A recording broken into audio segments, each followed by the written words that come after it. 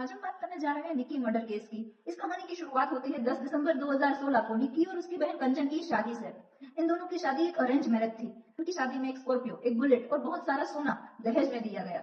सरसा के एक गांव में उन दोनों बहनों की शादी हुई। 2 साल तो सब कुछ ठीक चला, लेकिन निक्की के भाई के कहने के मुताबिक 2 साल बाद उनकी दहेज की मांग और भी बढ़ती गई। दोनों बहनें बहुत ही मेहनती थी। उन दोनों ने अपने ही घर के तीसरे माले पे एक ब्यूटी पार्लर खोला, लेकिन निक्की के पति विपिन को ये नामंजूर था। उसे अपनी बीवी का काम करना जरा भी पसंद नहीं था। वो नहीं चाहता था कि उसकी बीवी काम करे, और कभी तो उसे अपनी बीवी के इंस्टाग्राम पे डाले पोस्ट से भी प्रॉब्लम था। वो घर पे दारू पी के आता और निक्की को मारता पीटता और उसके साथ मिसबिहेव करता। कंचन और निक्की की लाइफ में फर्क सिर्फ इतना था कि निक्की को मार दिया गया और कंचन को जिंदा रखा।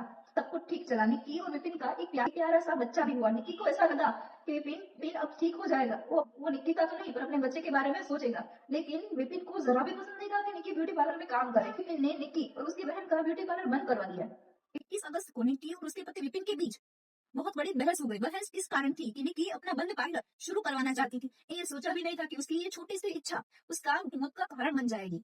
उसने निक्की को बहुत मारा। उसके गले पर, उसके हाथ पे, उसके शरीर पे बहुत सारे चोट के निशान थे। और फिर विपिन ने उस पे तेजाब डाला और उसे आग लगा दी। निक्की अपने ऊपर के माले से नीचे चलती हुई आई। उसके परिवार के लोगों ने उस पर ध्यान नहीं दिया। बड़बड़ उसके लोग उसे अस्पताल ले गए, लेकिन अस्पताल जाने से पहले ही उसकी डेथ हो चुकी थी कि अपने ही घर में घरेलू हिंसा का शिकार बन गई। इतना ही काफी नहीं था, निक्की की बहन कंचन के साथ भी उस रात मारपीट हुई। उसे किसी को कुछ भी न बताने के लिए फोर्स किया गया, लेकिन कंचन ने सुबह उठकर अपने परिवार को कॉल किया और उन्हें बताया कि के साथ क्या हुआ है।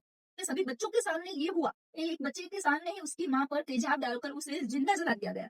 निक्की को अस्पताल ले जाया गया। उसी दौरान विपिन वहां से भागकर अपने किसी रिश्तेदार के यहाँ पे छुप गया। पुलिस ने एफआईआर की और अपने परिवार को इन्फॉर्म किया। पुलिस ने विपिन के परिवार को अरेस्ट कर लिया और पुलिस अभी विपिन को ढूंढ रही है। का पूरा परिवार निक्की को न्याय दिलाने के लिए अभी खड़ा हुआ है। कि बेटी ही नहीं रही, तभी वो उसे न्याय दिलाने के लिए खड़े हुए हैं। जब जब निक्की और उसकी बहन उसके परिवार के लोगों को बता रही थी कि उनके साथ ऐसा हो रहा है, तब वो लोग उन्हें ऐसा कह रहे थे कि तुम इस माहौल में रहना सीखो। उन्हें तब इस माहौल में रहना सीखो की बजाय एक्शन लेने की जरूरत थी ताकि उनकी बेटी आज उनके साथ जिंदा हो। लेकिन उन्होंने इस बात को इग्नोर किया और उन्हें इस माहौल में ढलने की सलाह दी। उसका आज ये परिणाम है कि उनकी बेटी उनके बीच नहीं है और आज वो न्याय के लिए खड़े हैं। मैं आशा करती हूँ कि निक्की को जल्द से जल्द न्याय मिले और इस दहेज प्रथा को जल्द से जल्द बंद किया जाए। गाइस, बने रहे मेरे साथ ऐसे ही नए वीडियो देखने के लिए। Thank you for watching.